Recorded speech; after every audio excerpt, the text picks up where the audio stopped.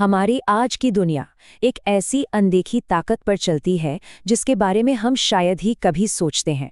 आज हम उसी असाधारण खोज की कहानी में उतर रहे हैं जिसने सचमुच सब कुछ बदल दिया।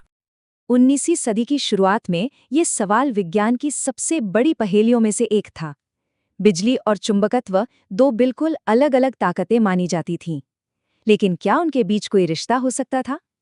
एक वैज्ञानिक इस रहस्य को सुलझाने की कगार पर था और उसका जवाब हमारी दुनिया को हमेशा के लिए बदलने वाला था। और यहाँ बात और भी दिलचस्प हो जाती है।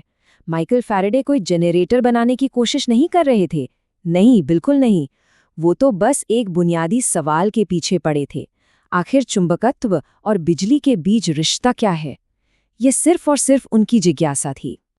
जरा सोचकर देखिए, फैराडे अपनी लैब में है, हाथ में बस एक साधारण सा चुंबक और तार का एक छल्ला है।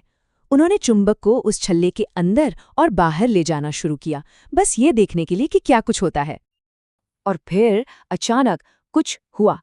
1 मीटर की सुई में हल्की सी हरकत हुई। जहां पहले कुछ नहीं था, वहां अब बिजली की एक धारा थी। बस उसी एक पल में फैराडे ने कुदरत का एक बहुत बड़ा राज खोल दिया था। तो सवाल ये है कि आखिर ये जादू हुआ कैसे?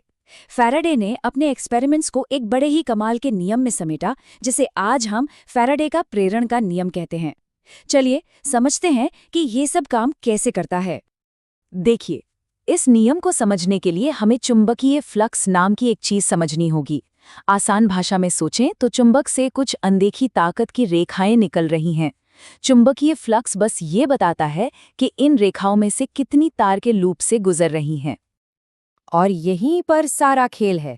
अगर चुंबक बस अपनी जगह पर रखा रहे तो कुछ भी नहीं होता, जीरो। बिजली सिर्फ और सिर्फ तब बनती है जब चुंबक हिलता है, मतलब जब लूप से गुजरने वाली चुंबकीय रेखाओं की संख्या में बदलाव आता है। यही बदलाव ही तो असली जादू है। तो इसका मतलब ये हुआ कि चुंबक को जितनी तेजी से हिलाया जाएगा, फ्लक्स उतनी ही तेजी से बदलेगा और उतनी ही ज्यादा बिजली पैदा होगी। सीधी सी बात है, रफ्तार ही ताकत है।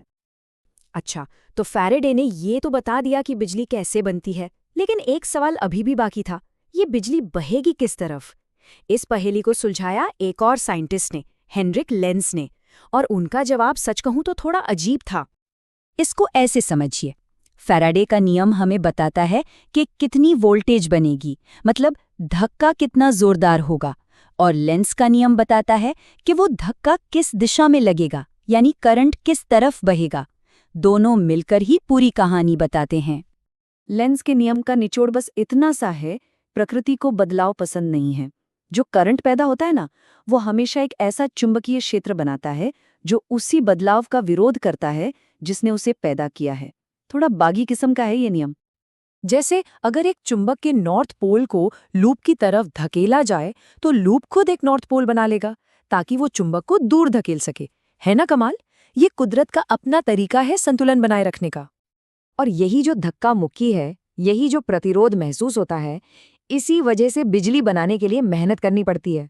मुफ्त में कुछ नहीं मिलता। असल में हम इस चुंबकीय विरोध के खिलाफ काम करके ही ऊर्जा पैदा कर रहे हैं। हम ऊर्जा बना नहीं रहे, बस उसे एक रूप से दूसरे रूप में बदल रहे हैं।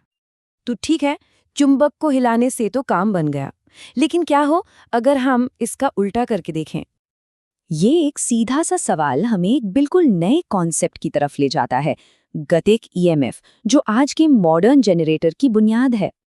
चलिए देखते हैं ये काम कैसे करता है। जब कोई तार या छड़ एक चुंबकीय क्षेत्र से गुजरती है तो एक चुंबकीय बल उसके अंदर के चार्जेस को अलग अलग कर देता है।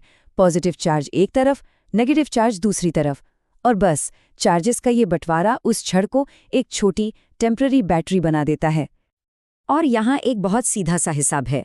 चुंबकीय क्षेत्र जितना मजबूत होगा, छड़ जितनी लंबी होगी या वो जितनी तेजी से चलेगी, उतना ही ज्यादा वोल्टेज बनेगा। तो चलिए अब इस छोटे से आइडिया को एक ऐसी मशीन तक ले चलते हैं जिसने पूरी दुनिया ही बदल दी। सिर्फ एक छड़ को आगे पीछे हिलाने के बजाय क्या हो अगर हम तार के पूरे लूप को ही एक चुंबकीय क्षेत्र के अंदर गोल गोल घुमाएं? बस यही एक छोटा सा बदलाव, सीधी चाल से घुमावदार चाल, एक ऐसा इनोवेशन था जिसने सब कुछ बदल दिया। और यही है इलेक्ट्रिक जनरेटर का असल सिद्धांत। एक ऐसा तरीका जिससे किसी भी तरह की मैकेनिकल एनर्जी, चाहे वो गिरता हुआ पानी हो, भाप का दबाव हो या हवा का जोर, को बिजली में बदला जा सकता है। जैसे जैसे लूप घूमता है, उससे गुजरने वाले चुंबकीय फ्लक्स की मात्रा लगातार बदलती रहती है, कभी ज्यादा, कभी कम, फिर ज्यादा।